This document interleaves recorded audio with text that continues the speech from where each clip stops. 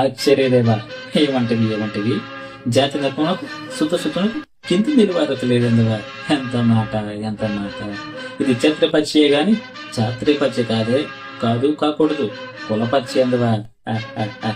నీ తండ్రి పత్వాచించానని మెట్టిది, అది జుగస్కరమైన నీ సంభం మెట్టిది, మట్టి కుండలో పుట్టిదివి కదా. నీదే కులం.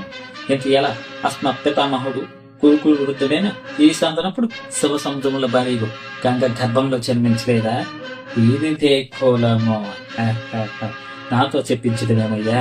మా వంశమునకు మూల పురుషుడైన వశిష్ఠుడు దేవవైశ్యకు వరుస పుత్రుడు కాదా?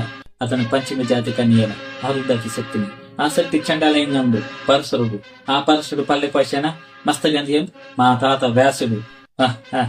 ఆ వ్యాసుడు వెతురాంగుడైన పితమహి అంబికతో మా తండ్రిని, పిన్న పితమహి అంబిలకతో మా పిన్న తండ్రి పాండురాజును, మా ఇంటి దాసితో ధర్మ నిర్మాణించండుని మీచే కీర్తించబడుతున్న ఈ బిదురు దేవుణ్ణి కనలేదా? సందర్భ అవసరాలను బట్టి చేతన బీజ ప్రాధాన్యంతో శంకరనైన మా కోరవంశ ఏనాడు కులహీనమైనది కాగా నేడు కులము అని